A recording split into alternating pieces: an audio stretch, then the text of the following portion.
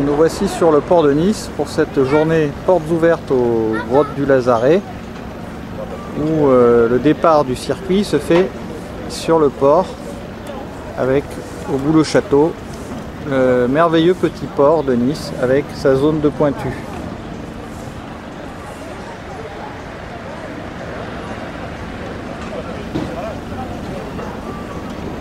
Donc pour rejoindre le Lazaret, on part du port, on se dirige vers l'est. Et c'est là que nous allons nous retrouver dans quelques instants devant l'entrée des grottes du Lazaret. J'ai le droit.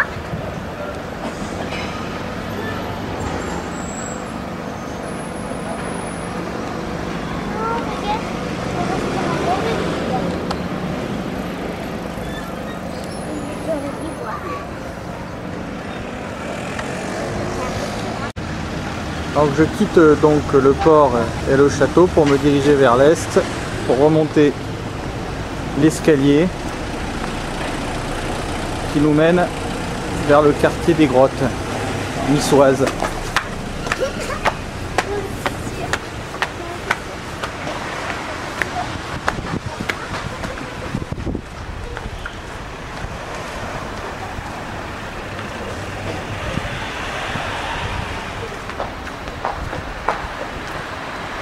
Voilà.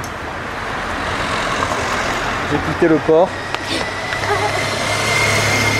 Et déjà, que voit-on? La montée du commandant Octobon, célèbre pour ses premières fouilles dans les grottes niçoises.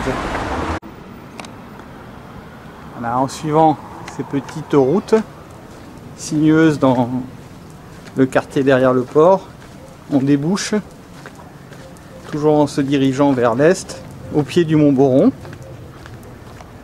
la zone qui est creusée de grottes, et dans laquelle nous allons faire notre visite avec le professeur de Lumley.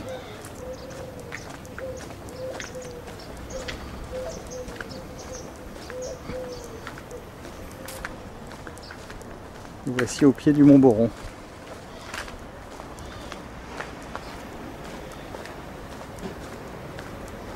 Juste au-dessus de la mer.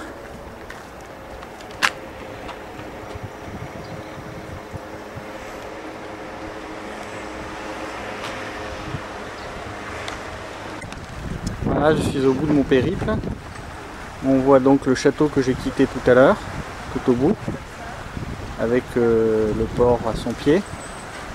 Et donc j'ai parcouru les quelques centaines de mètres, de petits kilomètres, qui me séparait du mont Boron et la magnifique plage de la réserve, dite aussi de Coco Beach,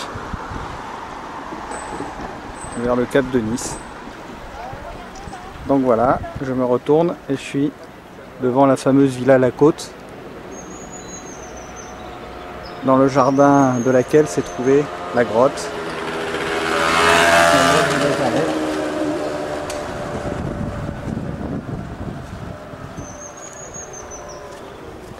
Donc c'est aujourd'hui la journée portes ouvertes. Donc on fête les 50 ans des premières fouilles de cette grotte par le professeur Henri de Lumley. On va se retrouver très bientôt juste devant l'entrée de cette grotte, comme nos anciens ancêtres qui profitaient de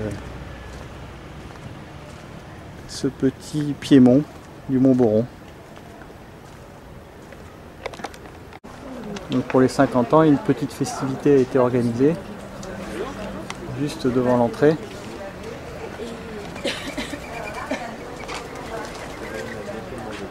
« 1961-2011, 50 ans. »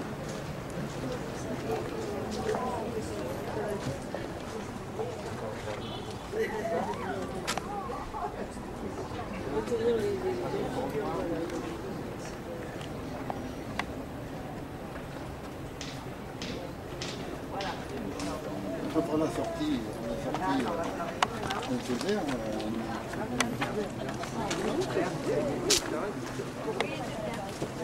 Voilà, je remonte le dernier mètre pour voir cette entrée de grotte. Magnifique. Magnifique. Le site est magnifique, tout est magnifique.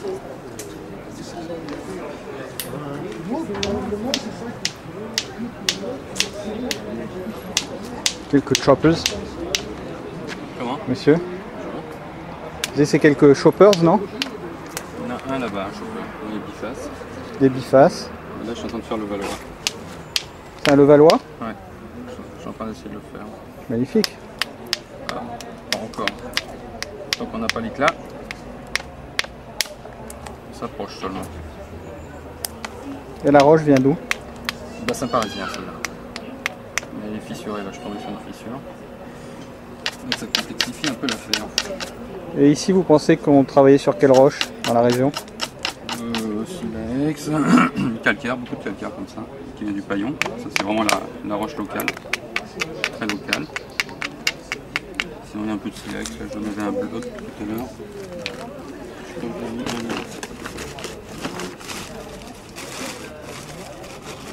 Ça c'est du silex qu'on trouve du côté de Vintimille. Ah oui, dans des grottes aussi de Vintimille? Ou qu'on trouve Ah, qui ont été taillées, oui, par exemple au Balzerossi. C'est une des roches les plus employées au Balzerossi.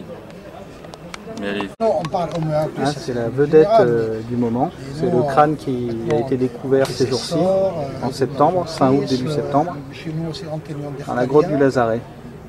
Mais pas là comme ici, par exemple, je parle homme plus européen. Oui, oui, voilà, maintenant on parle en Europe, c'est celui-là, à cette époque. Donc là, il s'agit bien sûr d'un moulage.